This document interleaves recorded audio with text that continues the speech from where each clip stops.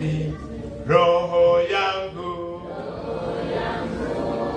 na ikuimbie jinsi wewe ulivyo. Roho yangu na ikuimbie jinsi wewe ulivyo mkuu. Aitwa mfalme wa ajabu. Mfalme wa namna gani? Wa ajabu. Hebu tusome cheo hicho au nafasi hiyo, hadhi, heshima hiyo inatajwa katika Isaya sura ya 9 mstari wake wa 6. Isaya sura ya 9 mstari wa 6. Ngoja nisome hapo. Isaya sura ya 9. Changanya kuandika.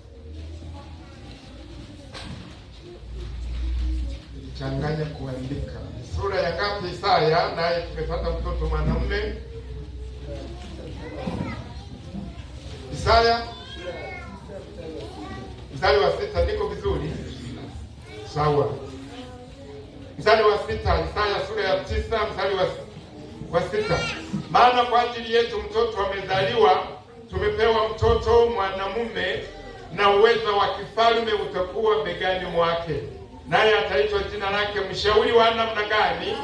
Wa ajabu, Mungu mwenye nguvu, Baba wa milele, Mfalme wa amani. Mada yetu, kwa nini anaitwa mfalme wa ajabu? Naenda haraka haraka kwa sababu natakiwa kutumia dakika zisizozidi 13. Kwa nini anaitwa mfalme wa ajabu? Tumesoma katika Isaya 9 mstari wake wa 6. Jibu la kwanza linapatikana Mathayo 28:18. 28:18 ndio tunapata jibu la kwanza. Kwa nini anaitwa mfalme wa ajabu?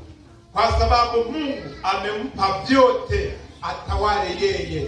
Anasema nimepewa mamlaka yote mbinguni na wapi?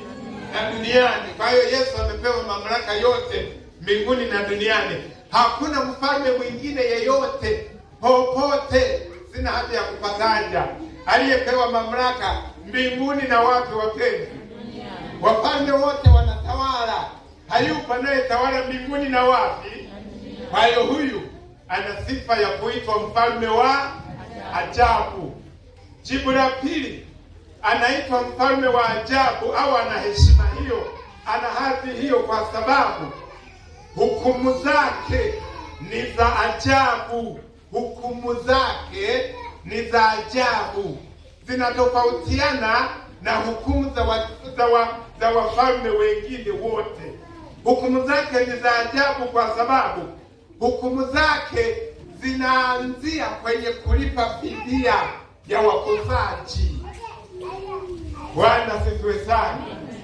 Yesu alianzia kulipa fidia za wakosaji, ndugu zangu. Hata sisi tulipoingia kwenye kukosa, si alilipa fidia? Ni mfalme yupi mwingine popote mwenye hukumu za hivyo? Anawaita watuhumiwa kwanza, wale wakosaji, halafu analipa fidia, halafu anawaambia muwe na amani, ila mkikosea tena mtawajibika wenyewe. Kuna mfalme wa hivyo? Bila shaka tungempigia kelele, ila ni kama hatujachangamka kidogo, tungempigia hata kelele za shangwe. Bwana asifiwe sana. Nimesema kwa nini anaitwa mfalme wa ajabu? Kwamba hukumu zake ni za ajabu. Hukumu zake zinaanzia kulipa fidia kwanza. Sawa ndugu zangu? Analipa fidia, na waita wote walioharibu, wote waliokosea, wanaopaswa wahukumiwe, waadhibiwe. Anawaambia walivyokosea, anawalipia fidia kwanza. Halafu anasema atakayerudia tena kivyake vyake. Bwana tusaidie sana. Kwa hiyo huyu mtu ni wa ajabu. Kweli si kweli wapenzi? Halafu jambo la tatu, ni mfalme wa ajabu kwa sababu ufalme wake tumesoma hauna mwisho.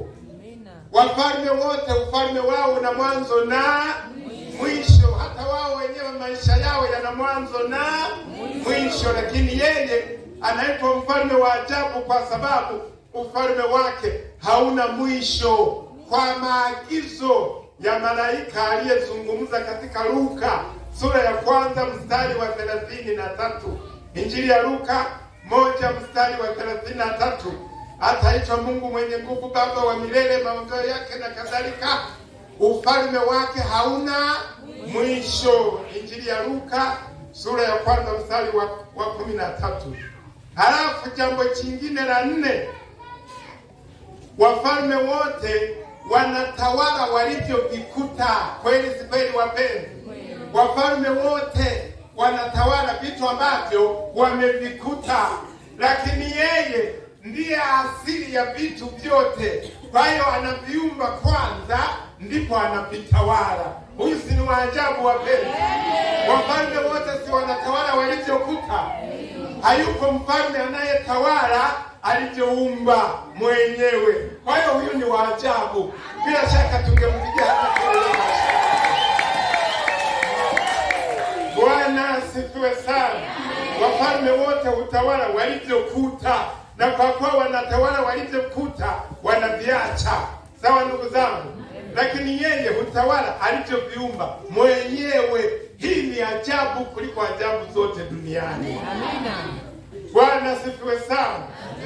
Sababu nyingine inayomdhihirisha kwamba, inayomthibitisha kwamba yeye ni mfalme wa ajabu, wafalme wote mauti ina uwezo wa kusitisha ufalme wao. Hili ni jambo la kufikirika kabisa, kwamba wafalme wote mauti ina uwezo wa kusitisha ufalme wao. Bila shaka mnanisikia ninachozungumza, lakini kwa yeye sivyo. Hapo sasa ongeza usikivu, nataka nizungumze kitu ambacho pengine hatujakisikia, kwamba wafalme wote mauti ina uwezo wa kusitisha ufalme wao, lakini kwa yeye sivyo.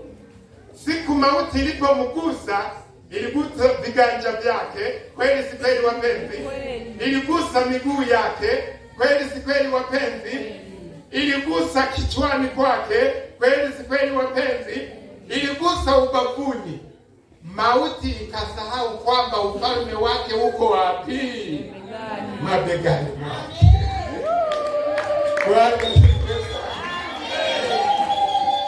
Mauti haikukumbuka kwamba ufalme wake uko wapi wapenzi? Mabegani. Mnanisikia ndugu zangu? Kwa nini mauti haikukumbuka kwamba ufalme wake uko mabegani mwake? Kwa sababu iligusa miguu yake, iligusa kichwa chake, iligusa viganja vyake, iligusa ubavu wake, kama malipizi ya watu wengine nikiwemo mimi. Sawa ndugu zangu? Haikumgusa kwa sababu ya tuhuma alizotuhumiwa binafsi. Ndiyo maana alibaki na vyeo vyake vile vile. Mfalme wa amani, Mungu mwenye nini? Mwenye nguvu, Baba wa milele, na mfalme wake hauna mwisho. Mungu wa wabariki. Yule anayetaka